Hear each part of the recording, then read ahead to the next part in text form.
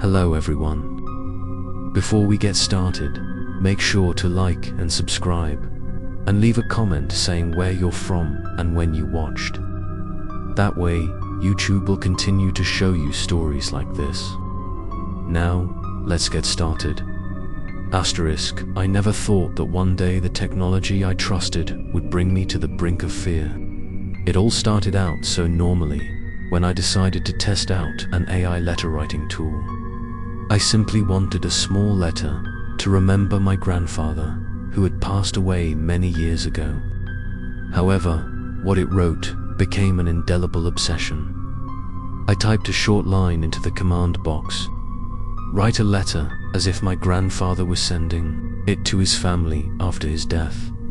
I thought I would only get a touching text, a few innocuous farewells.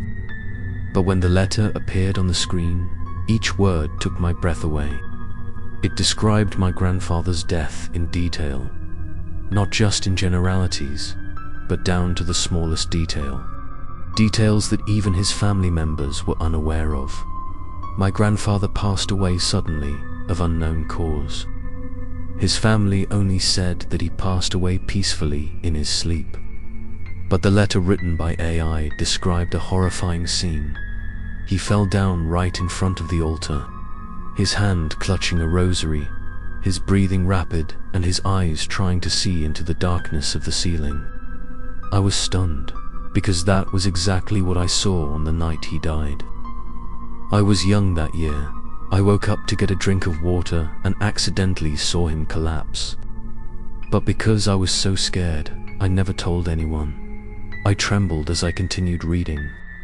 The words seemed to have a soul of their own, recounting that he had heard a whisper before his heart stopped beating. The voice was not from a living person. It sounded like an echo from deep inside the old house. I shivered, because that night I had also heard a similar sound. Something I had told myself was just my imagination.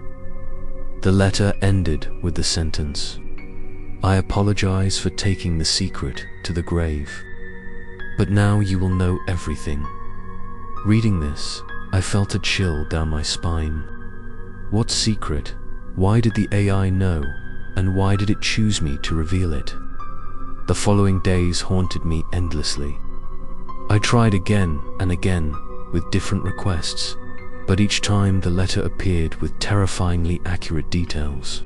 Sometimes it even added new details, as if it was leading me deeper into a terrifying journey. I didn't know if this was a strange joke or if some invisible force was using the AI as a communication channel. The more I read, the more I felt the house around me change. As night fell, the darkness seemed thicker. The ticking of the clock became slow and unusually long. Once, I heard footsteps clearly behind me while sitting in front of the screen. When I turned around, there was only a cold void. However, I could smell the faint scent of incense, a scent that only appeared on the anniversary of my grandfather's death. One night, while trying to continue writing, I felt the screen shake slightly. The text no longer followed my command, but appeared automatically. It read, "The person who is watching you is not me, but that person knows more about my death than anyone else. Don't believe everything you read." I was startled, my heart pounding. Each word appeared slowly, as if an invisible hand was typing on the keyboard. The room suddenly became cold. Gusts of wind blew through the cracks of the door, even though there was no wind outside. I tried to calm down, but my trembling hands could not leave the keyboard. In that moment, I realized that I had accidentally opened a door that I should never have touched. That night, I did not dare to turn off the computer. But when the screen light shone down, I suddenly realized that my shadow on the wall no longer matched my actual movements. I sat motionless, and the shadow tilted its head slightly, as if observing me. A chilling feeling spread throughout my body, forcing me to close my eyes and pray that this was just a hallucination caused by fatigue. The next morning, I decided to tell a close friend named David. After listening, he just smiled faintly and said that I must have been too nervous to imagine. But as soon as I opened my laptop to show David, the screen immediately lit up with a new letter. It read, "The friend next to you should not know about this. If you share, the consequences will come faster." David turned pale, quickly withdrew his hands from the keyboard, and I was stunned. From that moment, I understood that this was no longer a joke. There was something lurking in the dark, using AI as a veil, and it wanted me to face it. I didn't know what the secret was, but my hunch told me that it would be something that would completely change my life. And then, another night, when the screen light cast a pale light, the words appeared again. "If you want to know the truth, prepare yourself. I will show you things that have never been told." The story really begins from that moment, when I was forced to choose, continue to learn or run away from the scary secret waiting in the dark. After the night the text appeared automatically, I began to live in constant insecurity. During the day, everything seemed normal. The sunlight made me temporarily forget my fear. But every time the night fell, the obsession returned, urging me to open my laptop as if by an invisible force. I tried to hide it, even removed the battery.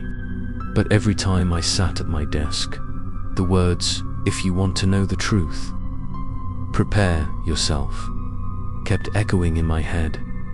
I didn't want to believe in anything but science.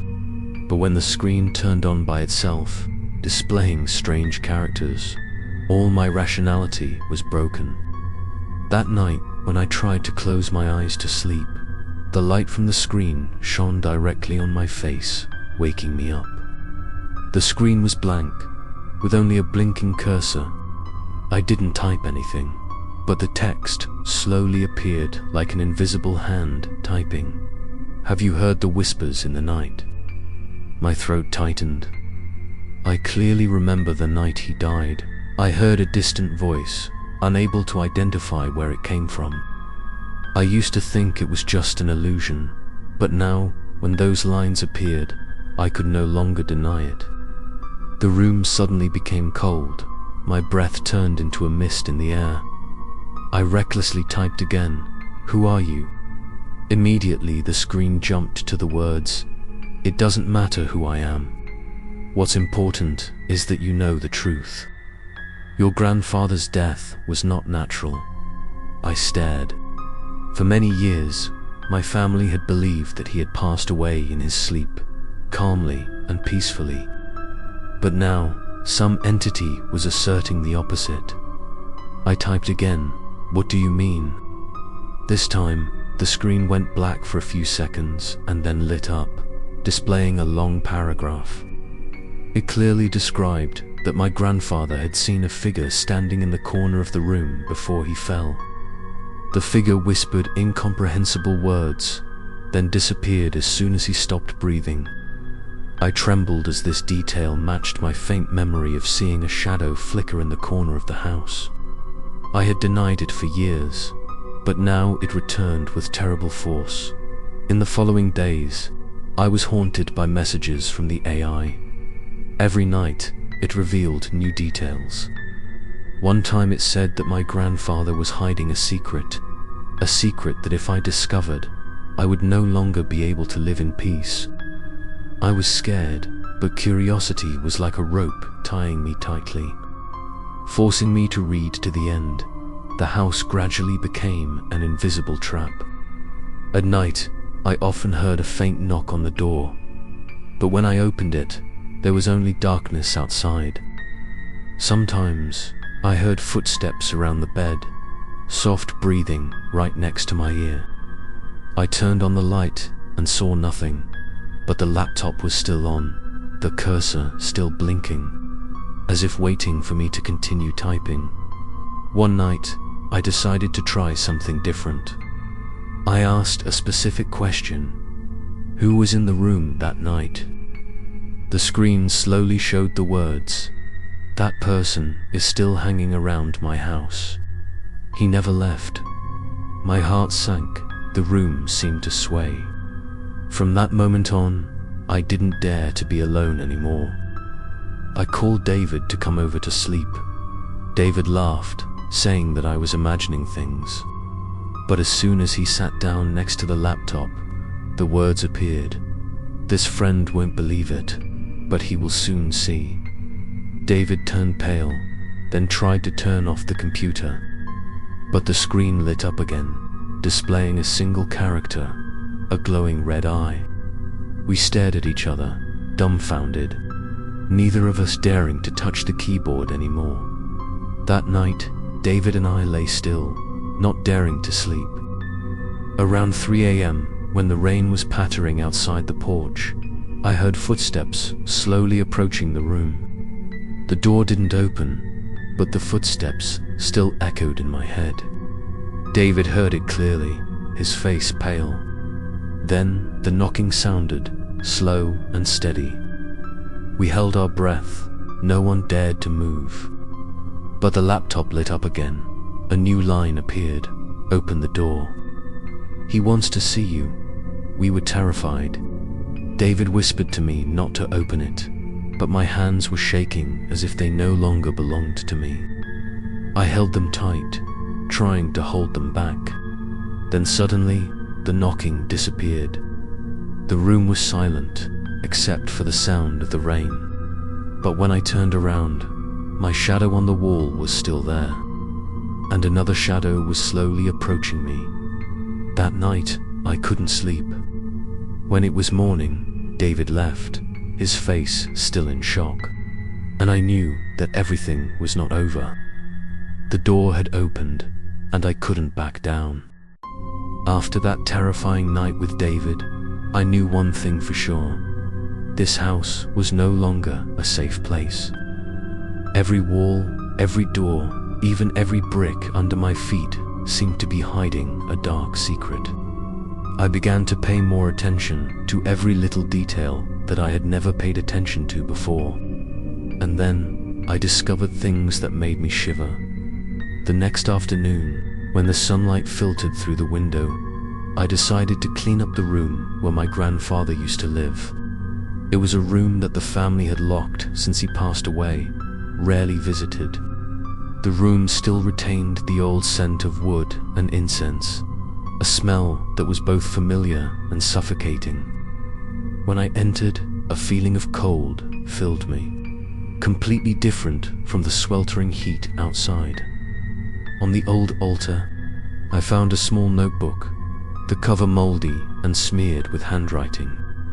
I opened it, and my heart beat fast when I saw the strange lines written inside. My grandfather wrote about recurring dreams. He saw a dark figure standing at the end of his bed, silently watching him every night. He also wrote that sometimes the dark figure whispered incomprehensible sentences, but when he woke up, he couldn't remember them all. I continued reading, reaching a page near the end and shivering. He wrote that one night, the dark figure not only stood there, but also came closer, whispering something in his ear that frightened him. And just a few days later, he passed away. The lines were shaky, the ink blurred as if his hand was no longer steady. I sat there, feeling as if I had just touched a secret that my family had been trying to avoid mentioning for so long. At that moment, the wind suddenly blew in blowing the pages of paper around. I hurriedly picked it up and found a small piece of paper stuck at the end of the notebook. On it was only one sentence: "If I die, that person will come to you." The words made my skin crawl, as if he had known that after his death, the other force would turn its target to me. I sat motionless, my hand gripping the piece of paper so tightly that the edges of it tore. In that moment, the room suddenly became dark, even though it was still sunny outside. I clearly felt a heavy gaze on me from the corner of the room.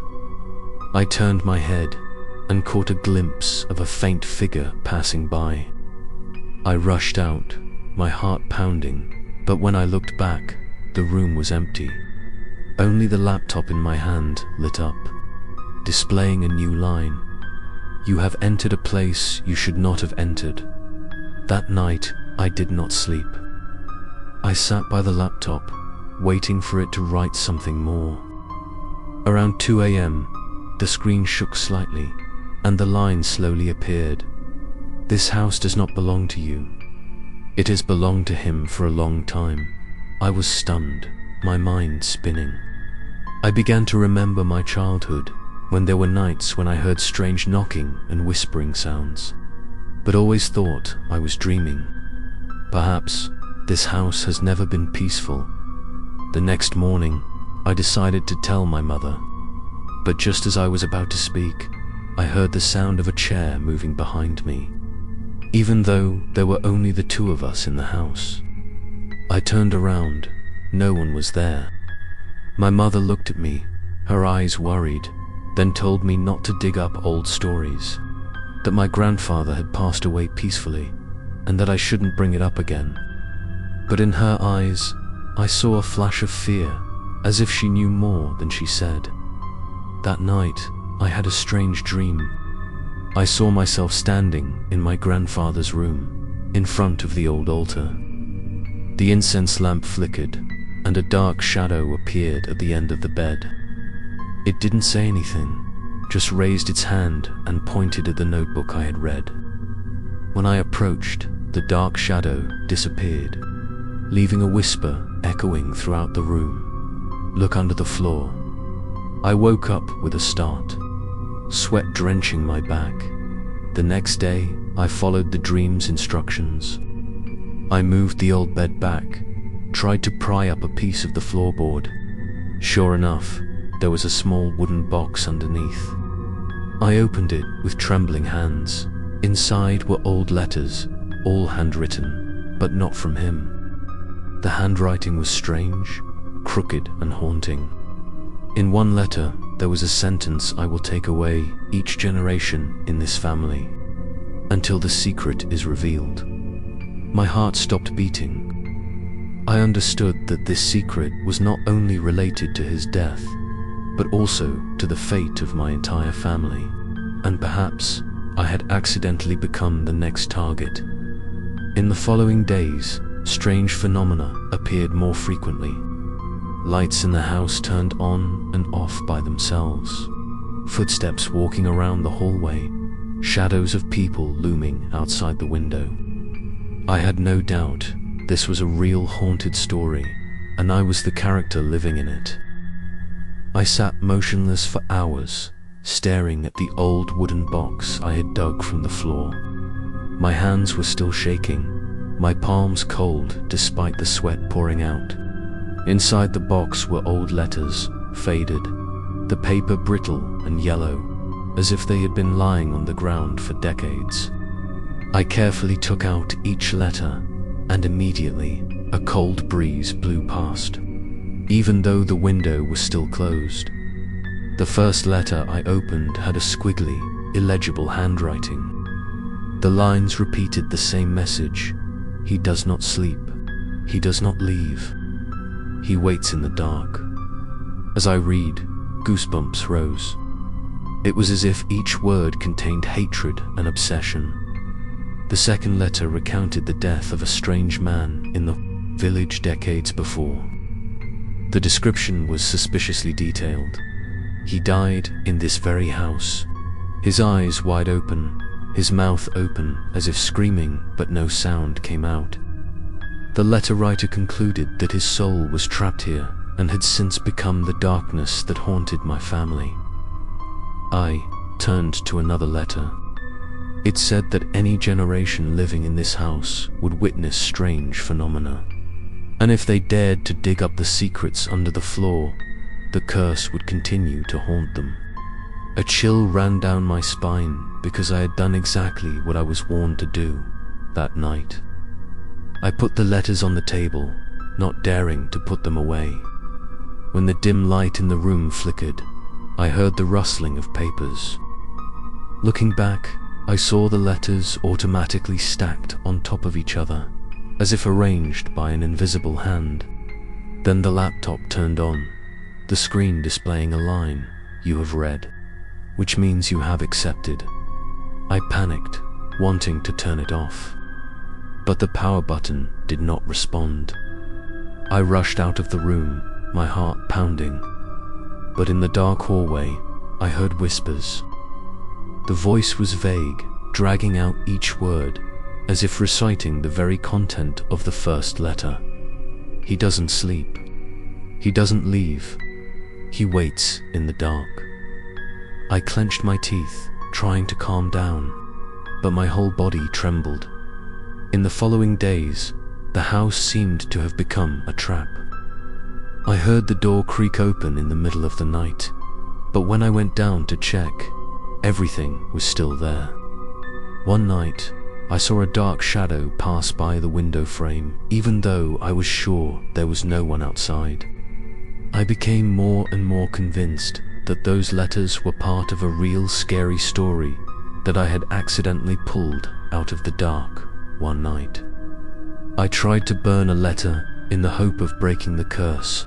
The fire flared up, the paper burned, but immediately the lights in the house went out, plunging the room into total darkness. I clearly heard footsteps approaching, slow and steady.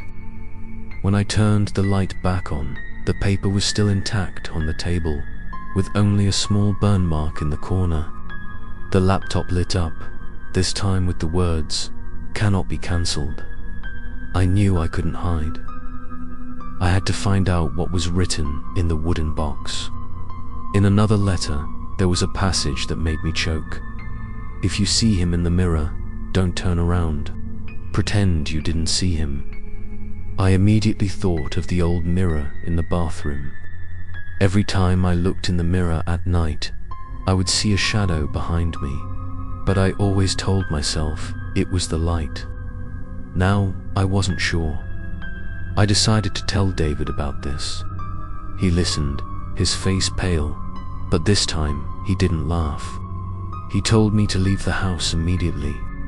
But as soon as we stepped out the door, the laptop in the room turned on by itself, and a deep voice came out. "No one leaves until the truth is revealed." We were stunned, not daring to take another step.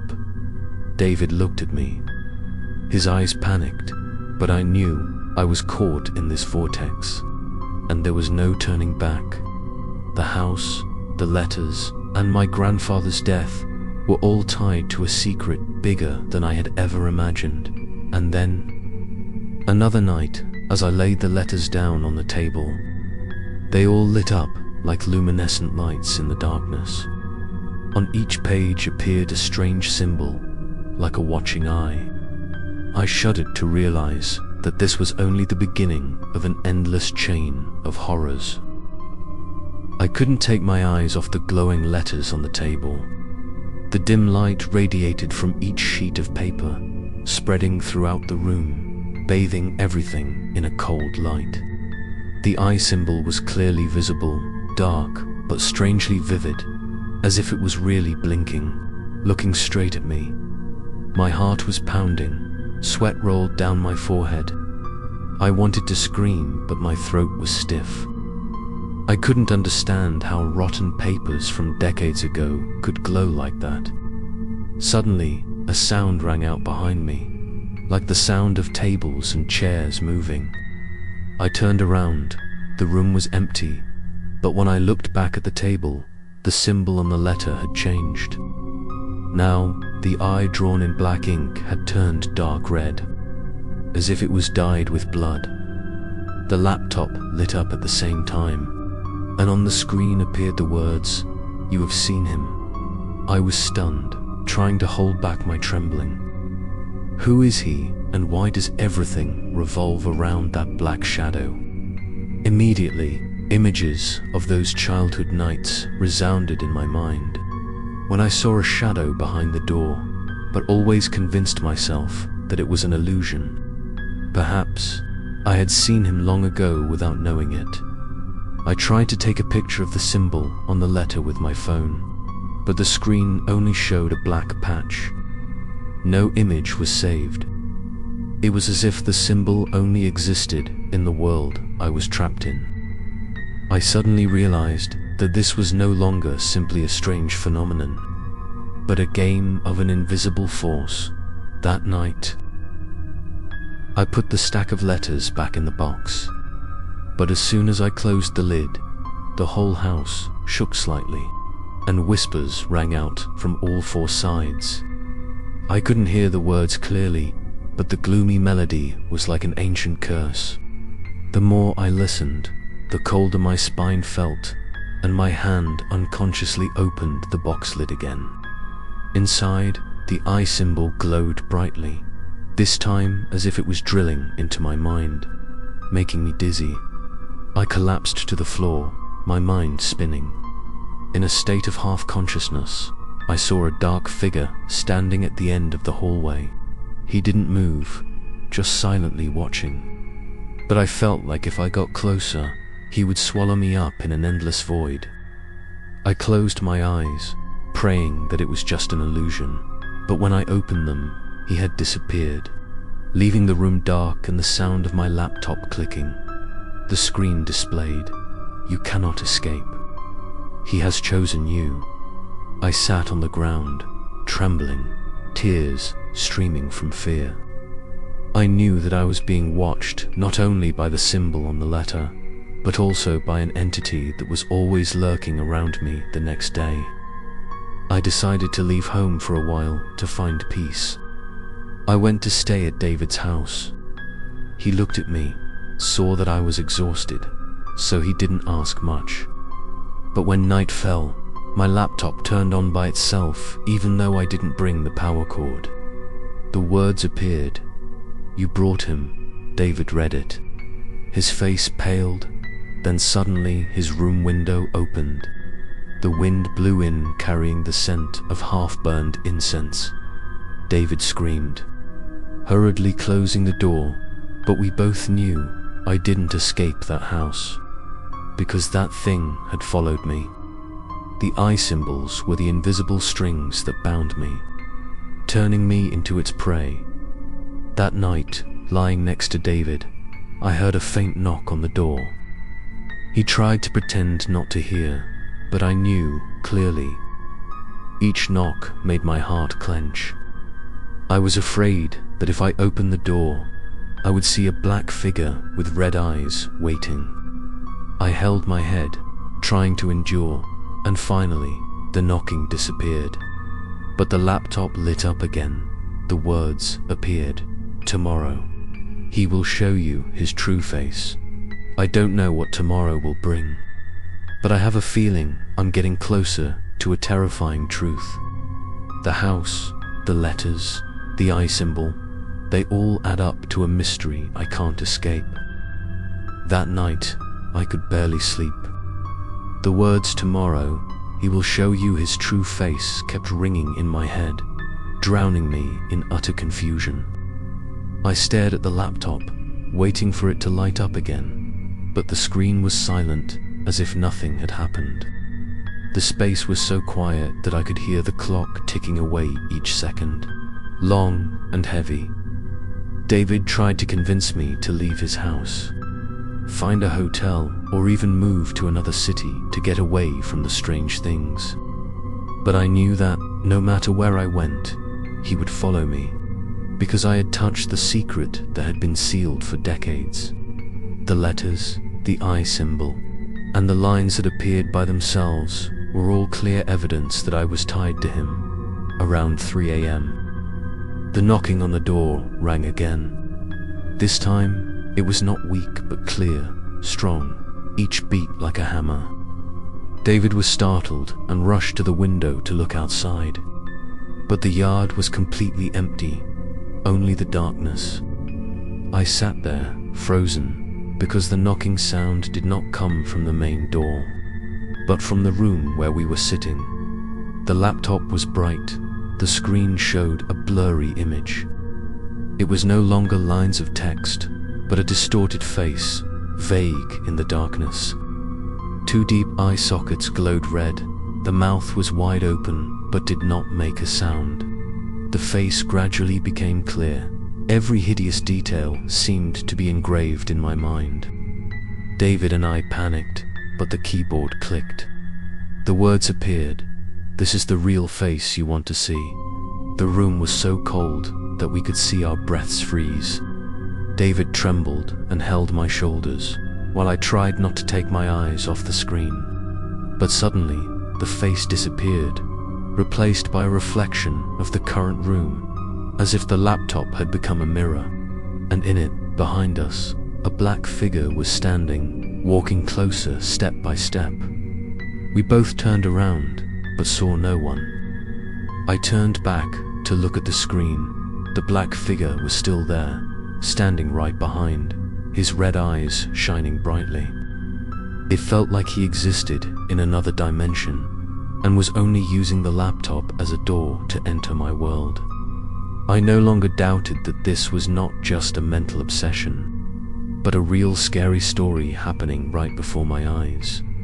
David panicked and slammed the laptop shut, but the clicking sound still echoed as if someone was typing from inside. We stood pressed against the wall, our hearts pounding violently, only praying for the morning to come soon. But at that moment, a cold whisper echoed throughout the room. "You have seen. There is no way back." David and I couldn't sleep all night. The lights were on, but it didn't lessen my fear. I felt his eyes following my every move, my every breath. The next morning, when the sun rose, the laptop was still on the table. The screen was dark, but I knew he had never disappeared. I started reading the letters again, looking for more clues. One of them read, "He will show you his face, but don't look at him for too long. Anyone who looks directly at him will be marked for life." I shuddered, remembering the red eyes on the screen. I had looked straight at him, and I knew that the mark was now imprinted in my mind. That night, when I looked in the bathroom mirror, I saw my pale face. My eyes were dark. But what terrified me was that right behind me, reflected in the mirror, were red eyes that lit up and then went out. I turned around and there was no one. But a hoarse laugh echoed, as if he was enjoying seeing me scared. David told me to burn the letters, but I knew it was useless. The fire would only make him angrier. I had no choice but to continue digging into the secret, hoping to find some way out. But the more I searched, the deeper I was drawn, like I was lost in a maze with no way out. And then, on a rainy night, as the rain pounded on the roof, the laptop lit up again.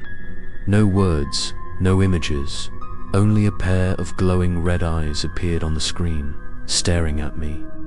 Then, the words slowly appeared. "The time has come for you to choose. Run away or face it." I knew I was being pushed to the end. No matter which way I chose, I was no longer a normal person. A part of me had been taken over by him, and the secret of my grandfather's death was still only scratching the surface. The laptop glowed in the dark room. Its red eyes appeared once again, staring at me as if it wanted to devour my soul. I suffocated. My cold hands gripped the edge of the table, my heart pounding like it was about to explode. Then the words slowly appeared. "Choose. Run away or face it." David sat next to me, his face pale. He shook his head, whispering, "Don't choose anything. Turn it off." But I knew it was useless. Every time we tried to turn it off, he came back stronger. I felt like I was stuck in a trap, and no matter which direction I chose, there was no way out. I gathered all my courage, typed on the keyboard, "What if we run away?" The screen went dark for a few seconds, then showed an image of a blind road, the darkness engulfing everything. The words appeared, "You will run forever, but he is still right behind." My spine shivered. as if I could clearly see myself wandering aimlessly in the endless darkness, never to escape. I trembled as I typed again. What if we face each other? This time, the screen lit up, showing an ancient wooden door carved with eye symbols. The words that appeared, "You will see the truth, but you may not be whole." The whole room suddenly shook. The thick air seemed to suffocate me. David held my hand tightly, begging me not to answer. But deep down, I knew I couldn't run away forever. I opened the wooden box, read the letters, saw the eye symbol, and faced him. I no longer had the right to turn back. I typed the answer. I choose to face each other. Immediately, the laptop turned off, and darkness filled the room. A cold wind blew through the room, carrying the scent of half-burned incense. In the darkness, whispers rang out from all four sides. "You have chosen. You will see." I held my head, my ears ringing as the sound seemed to come from dozens of voices. Male and female, old and young, all blending into a ghostly song. When the light returned, the laptop displayed an image of my grandfather's room. I immediately recognized every familiar object and corner of the wall. But on the wall were additional carvings that I had never seen before, all eyes stacked on top of each other.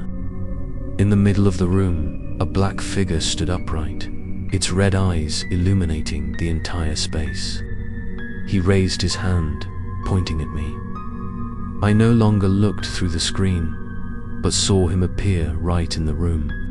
His tall, opaque figure like smoke, his face covered in darkness, but his eyes were bright, shining into the depths of my soul. I collapsed to the floor, feeling as if every memory in my head was being turned upside down. The image of my grandfather appeared, his eyes desperate before he collapsed, and behind him, this black figure. I screamed, but no sound came out. David grabbed me, trying to pull me away from the screen, but he couldn't. He was trapping me in another world, a place where darkness consumed everything. In the chaos, I heard him whisper right next to my ear, "You will pay for the truth." The laptop flickered. Then a short sentence appeared.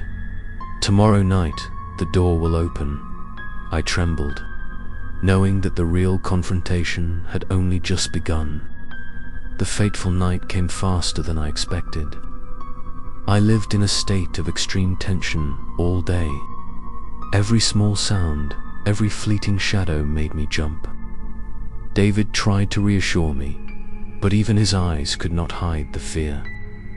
The words "tomorrow night, the door will open" kept echoing in my head like a death sentence. When night fell, the room was plunged into heavy silence. The laptop suddenly lit up, displaying an image of an ancient wooden door. On its surface, dozens of glowing eye symbols rotated like gears. The door shook repeatedly, then a rattling sound echoed as if the lock was slowly being unlocked. David and I looked at each other, neither daring to breathe loudly.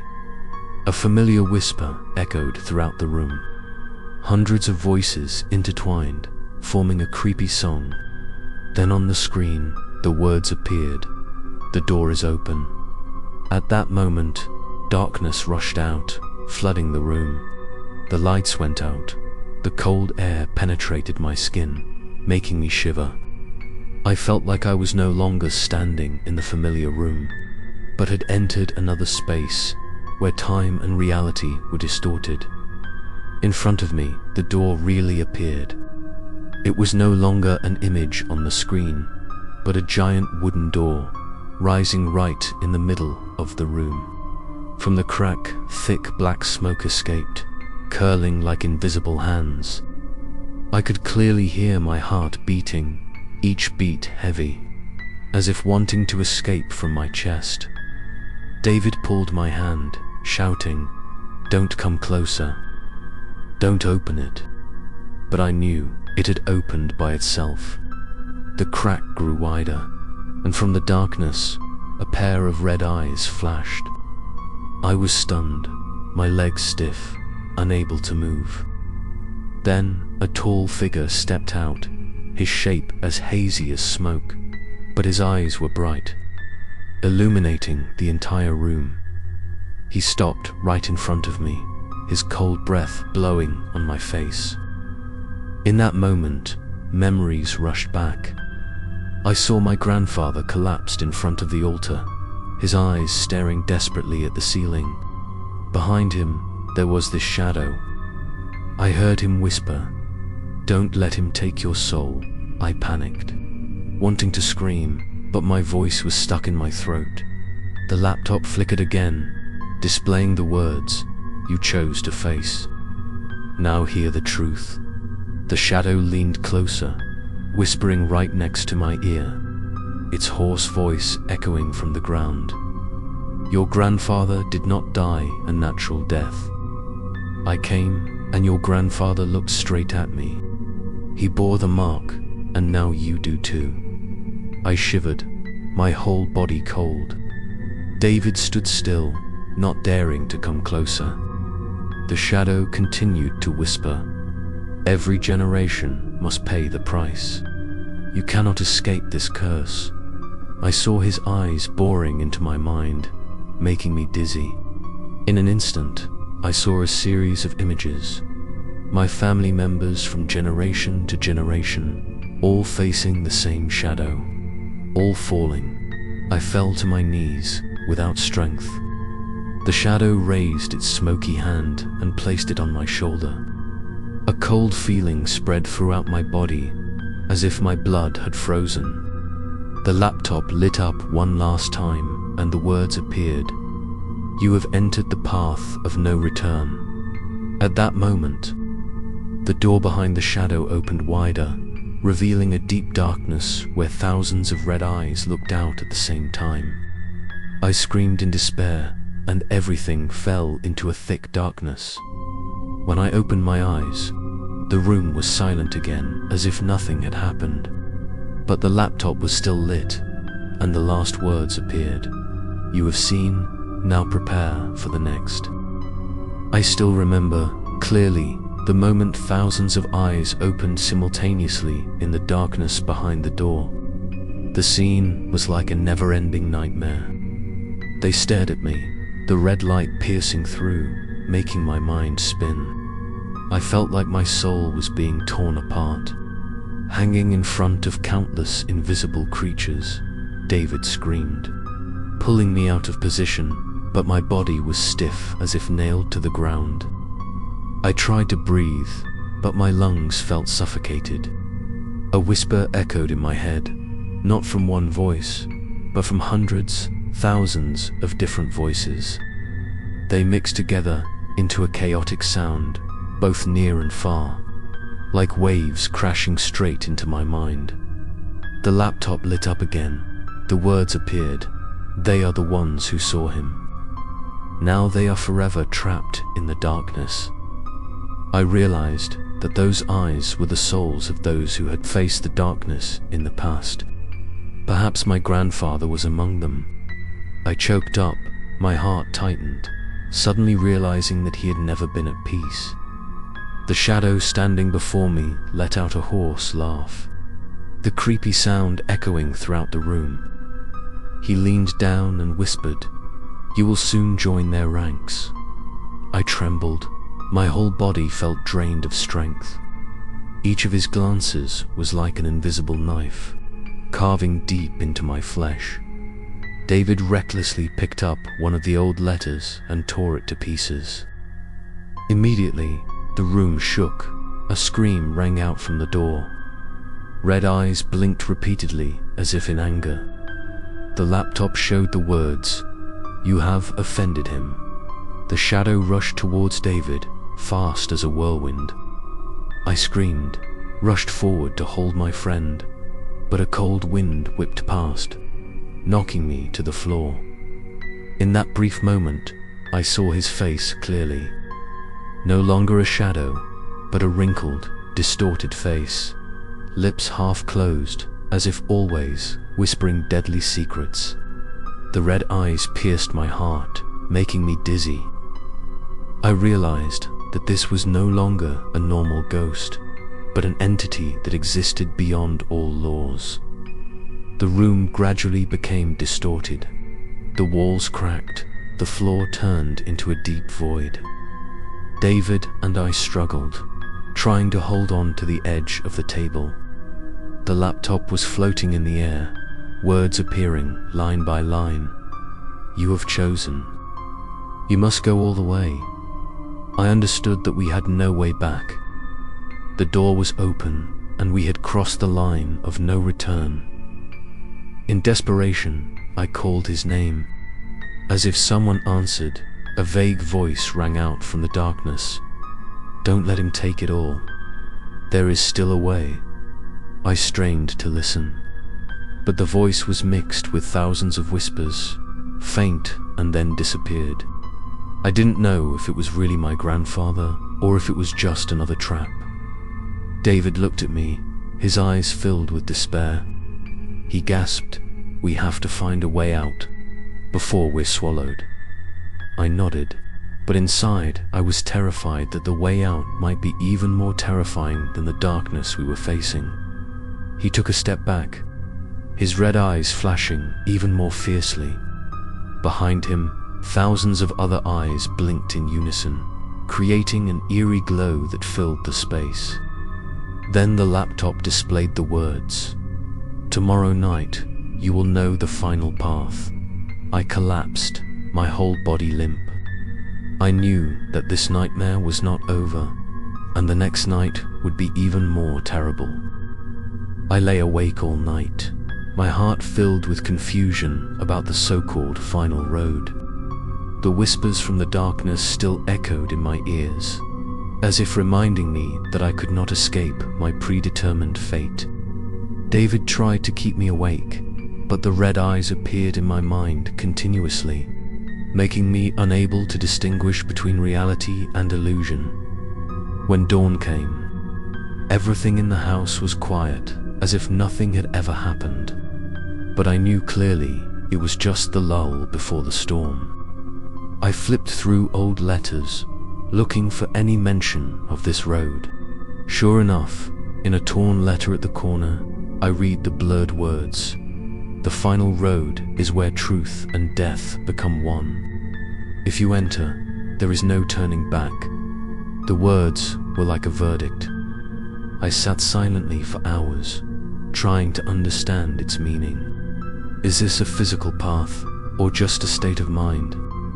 Where does he want me to go, and what will I see when I reach the end of the path? That night, the laptop lit up as usual. The screen displayed an image of an endless path, with thousands of red eyes watching on both sides. At the end of the path, I saw another giant door, more ancient and terrifying than the previous one. The words appeared, "Tonight, you must walk." I squeezed David's hand, but knew that this was a challenge I could not avoid. At around 3 a.m., I found myself no longer in the room. I stood in the middle of a dark path with black smoke on both sides. Just like the image on the screen, thousands of eyes glittered in the darkness, moving with each step I took.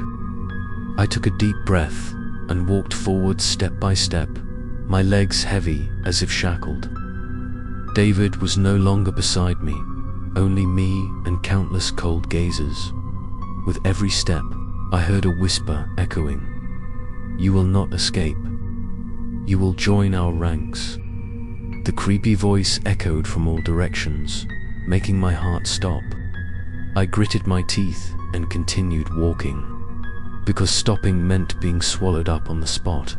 When I reached the middle of the road, I looked to the left and saw my grandfather's image appear. He stood silently, his face tired, his eyes lifeless.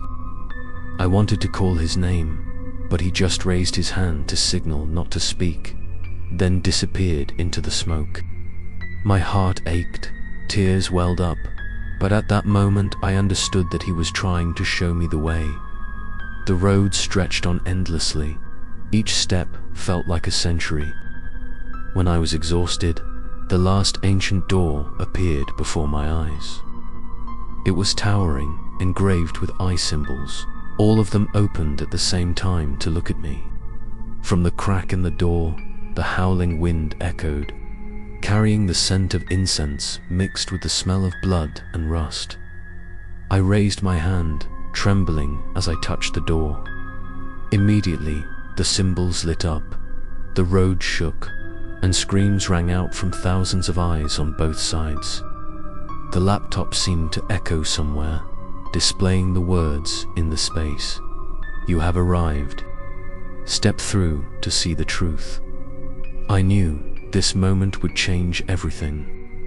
No matter how terrible the truth was, I could not turn away. I took a deep breath, placed both hands on the door, and began to push hard. The door slowly opened. The red light flooded in, completely engulfing me. The red light flooded my eyes, so bright that the world around me disappeared. I felt like I was falling freely through an endless void, my ears ringing from the screams echoing from all directions. When my body hit the ground, I looked up in a daze and realized that I was standing in a completely different place. In front of me was a desolate area, covered in red mist. The sky was pitch black, no stars, no moon, only thousands of red eyes floating in the air. These eyes did not blink, watching my every step. Below me, the ground cracked. Red light emitted from the cracks, like the lava of hell. David was no longer beside me. I was alone. The wind howled, carrying distant whispers. I tried to listen, and suddenly realized that among the countless voices was my grandfather's voice. His voice was hoarse, tired, but clear. "Don't let him take you." I stopped, my heart pounding. My grandfather was really here, trapped among the other souls. Suddenly, from within the red mist, blurry figures appeared. They wore old clothes, their faces gaunt, their eyes empty. They approached me, each step slow but determined. I recognized a few familiar faces from the family tree photos hanging in the house. They were my relatives from many generations, all of whom had died mysteriously. The laptop appeared on the ground in front of me, shining like a single lighthouse. On the screen were the words, "This is where the soul is imprisoned. All who have seen him will stay forever." I choked, tears rolling down. My grandfather, relatives, all were imprisoned in this world. A laugh rang out, deep and creepy. The black figure slowly stepped out of the red mist, its eyes redder than ever. He was tall and shadowy, but this time his face was clearer, distorted, deformed, as if made up of 1,000 other faces. I looked closely and shuddered to realize that my grandfather's face was among the others. He whispered, his voice echoing throughout the space. "This is the truth you seek. You have no choice but to join." I backed away, but behind me was only a red abyss. There was no escape. I trembled and screamed, "Why must my family endure this?" He was silent for a few seconds. Then the laptop lit up. The words appeared, a promise broken, a price to be paid for all eternity. I didn't understand what that promise was, but my hunch told me it was related to the secret my grandfather was hiding. I remembered that in the notebook he left behind he had written, "If I die, that person will come after you." Perhaps he himself knew the truth, but didn't have time to tell it all. The black figure reached out towards me. A series of blurry figures rushed over, trying to hold me tight, pulling me towards him. I struggled desperately, but there were too many of them. My screams echoed in the void. mingling with the screams of countless imprisoned souls. At that moment, the laptop lit up brighter than ever, the screen showing the words, "There is still a way out, but you must dare to pay the price." I bit my lip, looking around desperately, not knowing what the price was. But I understood that if I didn't try, I would be swallowed up in this world forever, becoming one of the faces on his distorted face. The blurry figures grabbed me tightly, pinning me to the red, cracked ground. Thousands of whispers echoed, mixing together into a terrifying song. I struggled in despair when the laptop suddenly lit up, white light penetrating the red mist, separating the invisible hands from me. The words on the screen appeared. "There is still a way out, but you must pay the price." I gasped, my whole body exhausted. The warning was deeply engraved in my mind. What does it mean to pay the price? Sacrifice the body or soul? I turned to look at the surrounding souls. Their faces were empty, their eyes lifeless, but still seemed to be begging. I suddenly understood that they had probably been given this opportunity before, but did not have the courage to accept it. The giant black figure approached, each heavy step echoing throughout the space. A deep voice rang out, "You will not escape. The escape is just a trick to make you willingly sacrifice yourself." I looked at him, my heart pounding. His distorted face changed again. The faces stuck together, groaning and screaming as if calling for help. In it, I saw my grandfather, his eyes looking at me with pain. The laptop lit up again, this time with a different line. "If you want to escape, sacrifice your memories. You will live, but forget everything." I was stunned.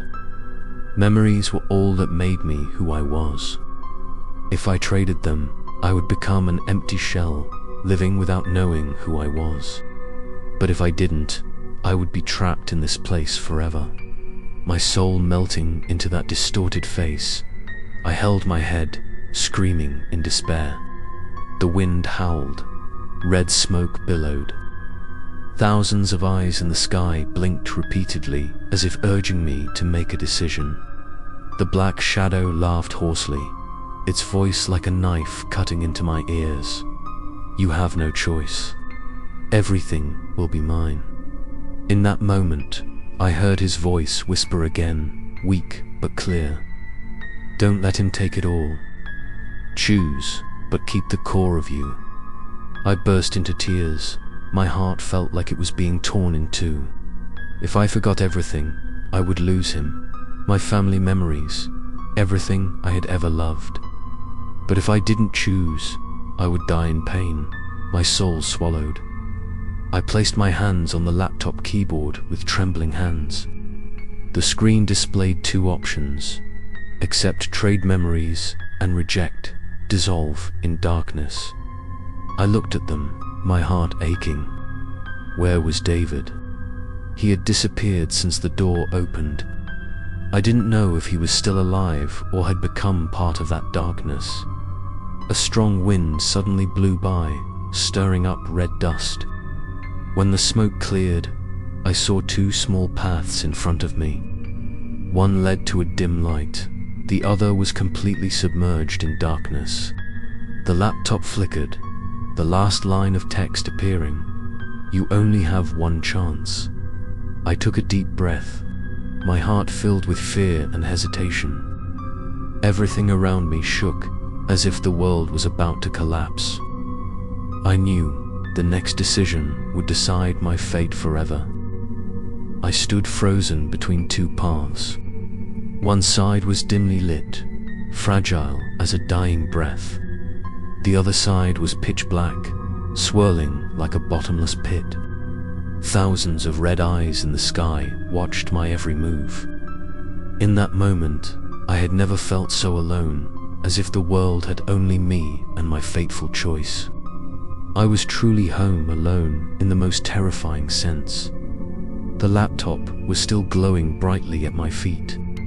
the words flashing repeatedly. One chance, choose.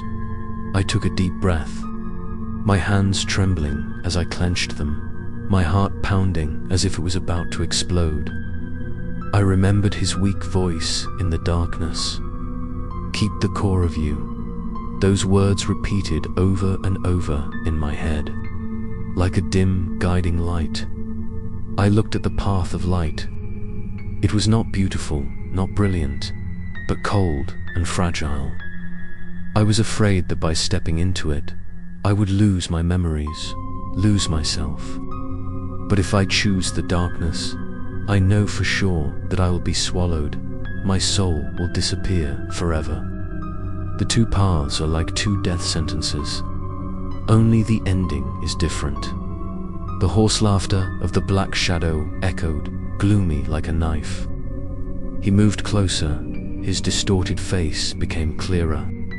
The faces trapped inside him screamed in despair, including my grandfather's. His eyes looked at me, full of pain but still pleading. I sobbed, my heart broken. I wanted to save him, but I was powerless. You only have one choice. And no matter what you choose, you belong to me, he whispered, his cold breath brushing against the back of my neck. I shivered, my whole body trembling. I knew he wanted me to be so desperate that I would willingly surrender, but I couldn't give him that satisfaction. I looked at my laptop, my hands slowly moving to the keyboard. I typed a simple sentence. I choose the light. Immediately, the ground shook violently. Thousands of red eyes blinked at the same time. Screaming filled the space. The black shadow roared angrily, rushing towards me. But from the path of light, a powerful beam of light burst out, blocking him. I closed my eyes, rushing straight into that beam of light. My body felt like it was being torn apart. Every memory was ripped from my mind. I saw my childhood fading away. The faces of my parents, friends, even my name faded. The pain did not come from my body, but from my soul. I screamed silently, trying to hold on to the last memory of him, but they also vanished like ashes. When I opened my eyes, I found myself sitting in a familiar room. The laptop was placed in front of me. The screen was blank.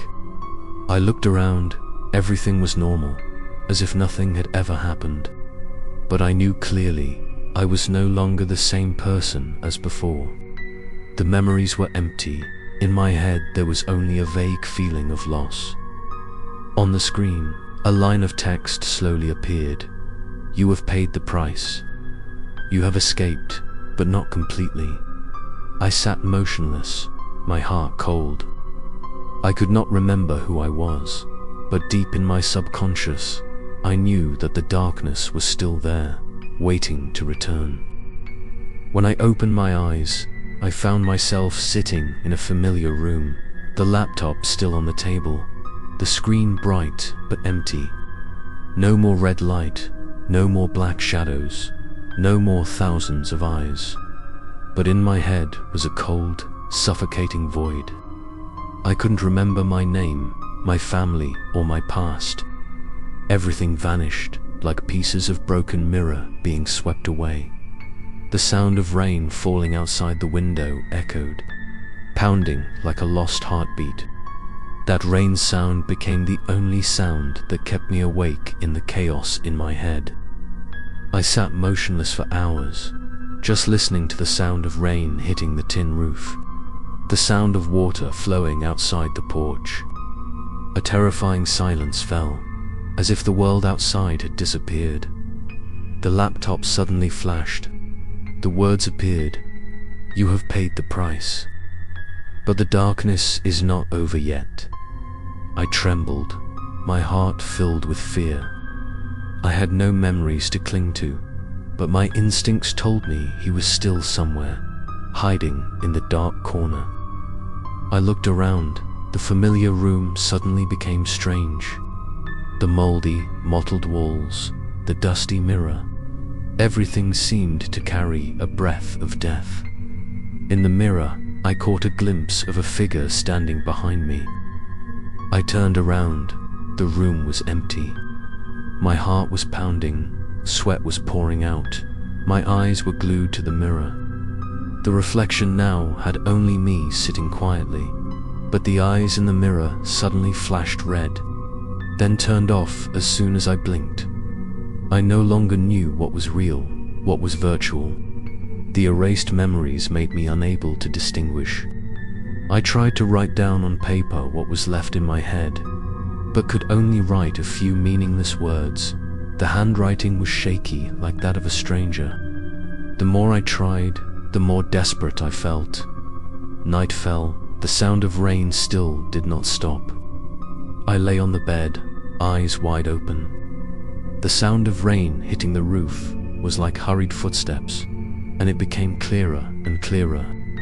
I pulled the blanket over my head, but the familiar whisper rang out again.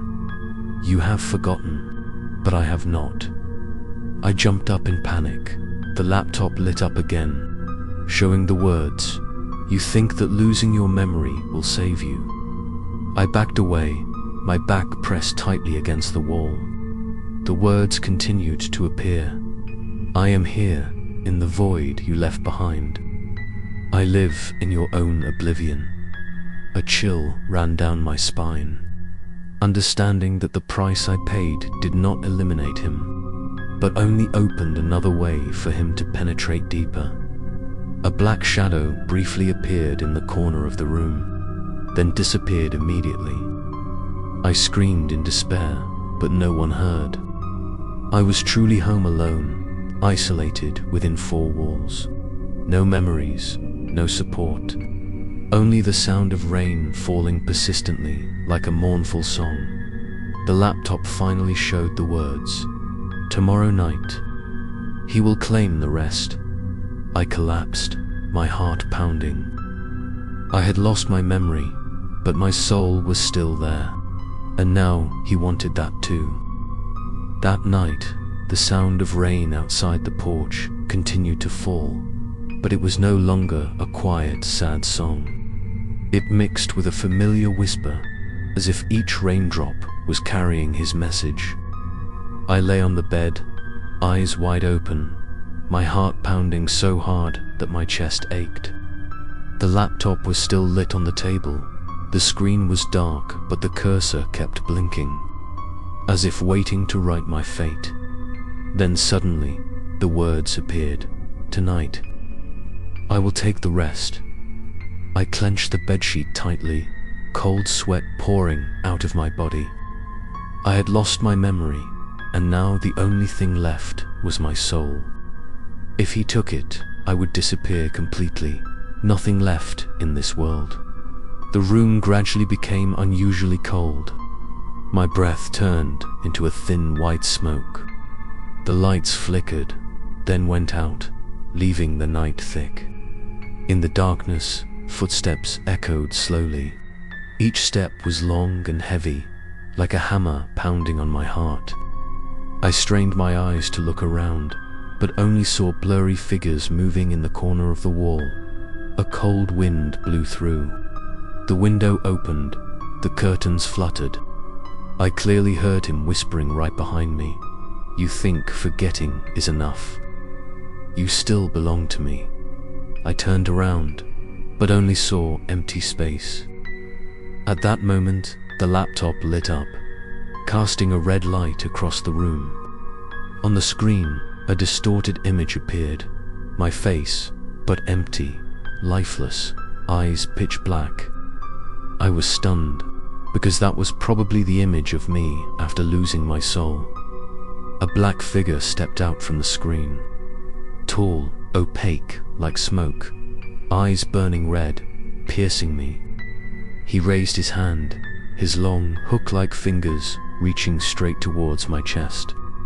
Immediately, I felt a strong suction force, pulling my soul out of my body. I screamed, clutching my chest, trying to hold on. But my body was shaking, and I had no strength left. In desperation, I heard his voice echoing again. Resist.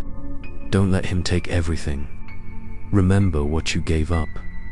I closed my eyes tightly, trying to cling to the remaining vague memory.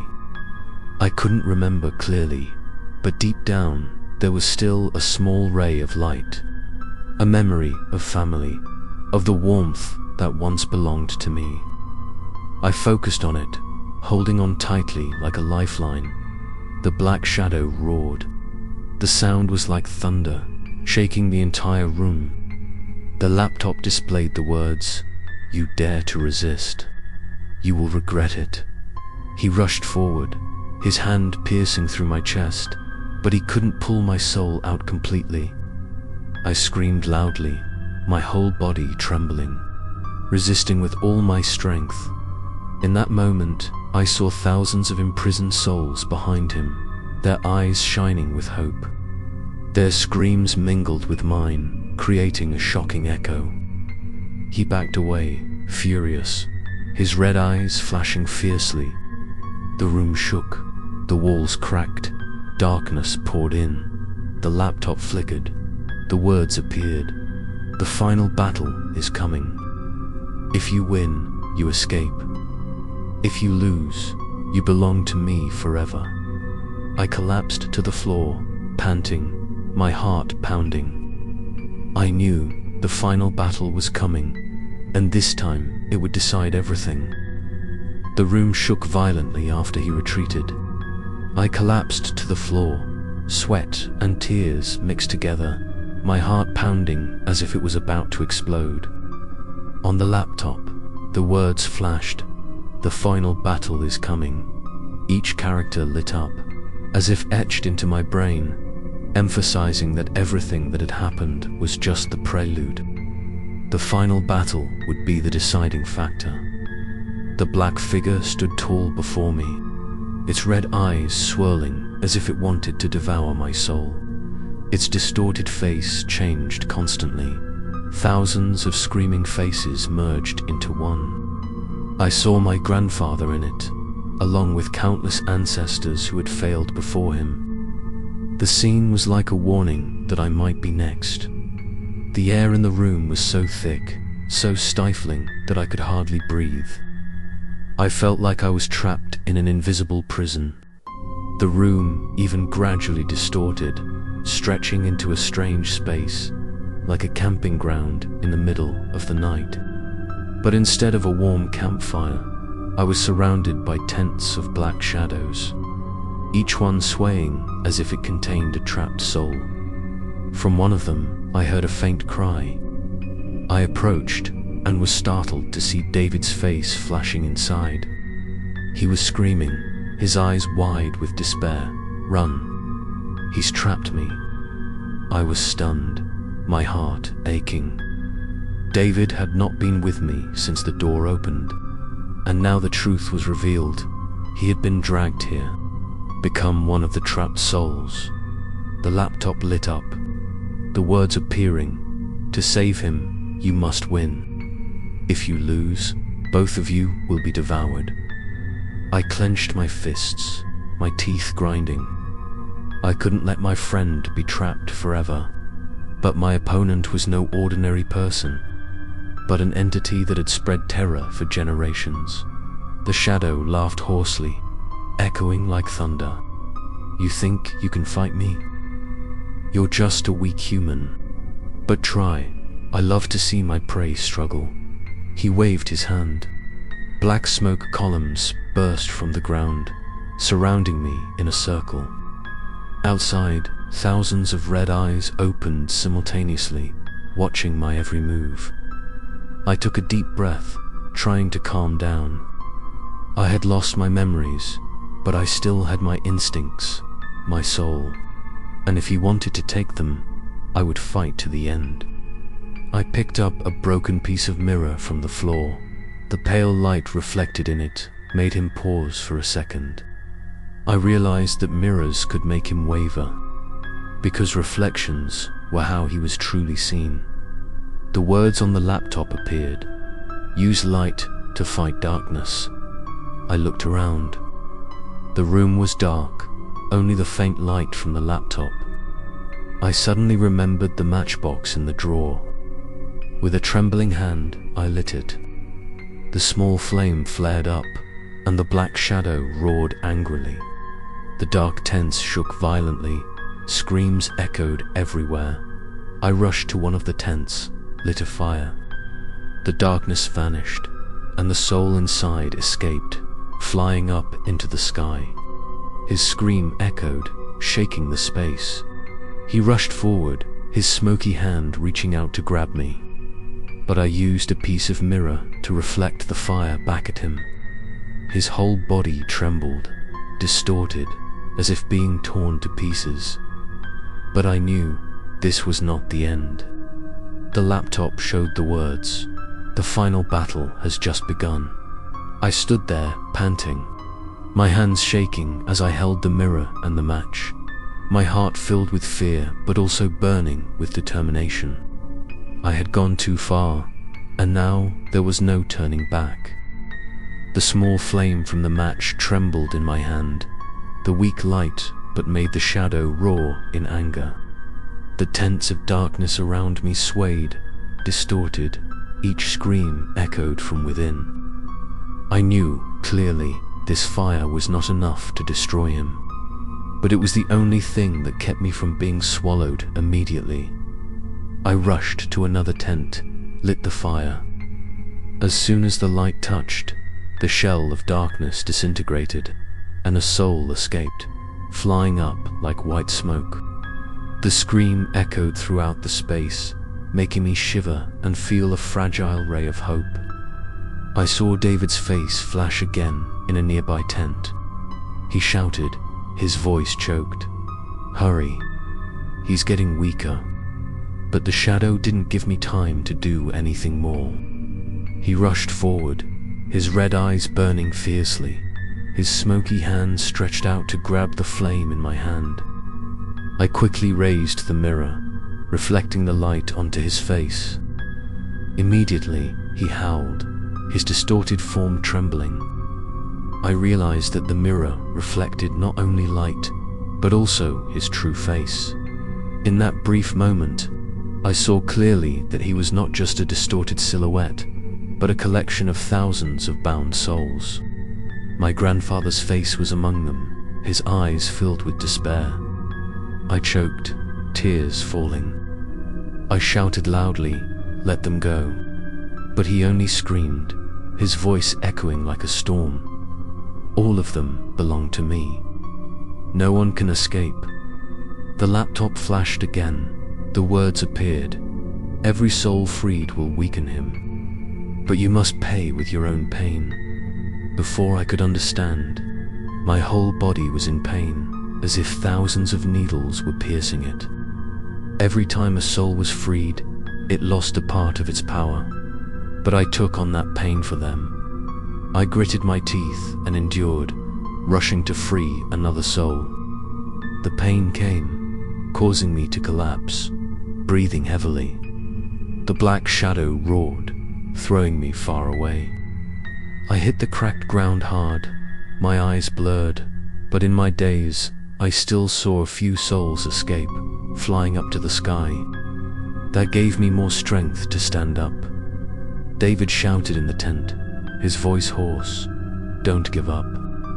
If he wins, we will all be trapped forever." I used all my strength, lit the match again, but the last match had burned out. The small light gradually faded. I looked round, the thick darkness pressed in. The piece of mirror in my hand was the only thing left. The black shadow let out a hoarse laugh, echoing throughout the space. "The light is gone. You have nothing left." I looked at him, gritted my teeth, then raised the mirror high. I shouted loudly, rushing straight at him. The mirror reflected both the last light and his true face. The screams were deafening, the space shook violently, the laptop lit up. The words appeared, "This is the decisive moment. Either you release everything, or you will be swallowed." I trembled, my body aching, but I still held the mirror tightly. I knew this was the last chance. Screams echoed through the air as I charged into the darkness, the mirror in my hand reflecting the last of its light. The world shook, the red mist swirled into a tornado, thousands of red eyes blinking in unison. I felt like I was about to be crushed, but I still held the mirror tightly, not allowing myself to let go. The mirror reflected his true face, distorted and hideous. The soul faces stuck together, moaning, pleading for help. For a moment, I saw my grandfather, his eyes blurred with tears, his gaze weak but determined. He said nothing, just nodded slightly, as if encouraging me to continue. The laptop at my feet glowed, the words appearing, "Free them, and you will suffer 1,000 times more. But only then will he be defeated." I trembled, but did not retreat. I had gone too far to turn back. I raised the mirror higher, the light within spreading, reaching each of the dark tents around me. The trapped souls began to escape, soaring like white smoke. His angry scream echoed, shaking the space. He rushed forward, his smoky hand piercing through my body. The pain was intense, like thousands of knives piercing my bones. I collapsed, my blood freezing, my vision blurred. But in the extreme pain, I still saw each soul escaping, each tent disintegrating. David was also freed. His soul flew out of the tent, his clear eyes looking at me. He smiled, his voice echoing in my mind.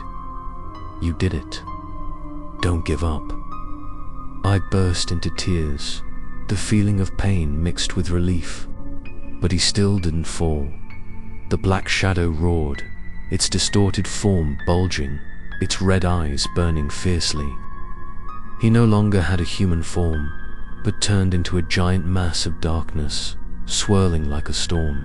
He roared, "You will die with all of them." Then he rushed forward, engulfing everything in a thick black smoke. The laptop showed the words again, decisive moment. "Sacrifice your soul to free them all, or keep it and let them be imprisoned forever." I was stunned. This was the final choice. If I sacrificed my soul, I would disappear forever. But my grandfather, David, and countless other souls would be freed. If I kept it, I lived, but they would all be trapped in him forever. I looked at the mirror in my hand, blood dripping from my torn hand. The mirror reflected his face one last time, his eyes following me, no longer desperate but full of trust. I knew he believed I would do the right thing.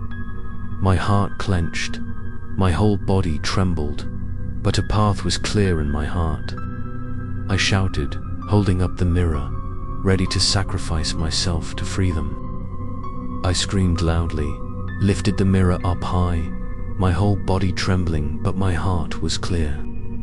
When I decided to sacrifice my soul, a beam of light exploded from the mirror, pierced through the red smoke, and stabbed straight into the black shadow.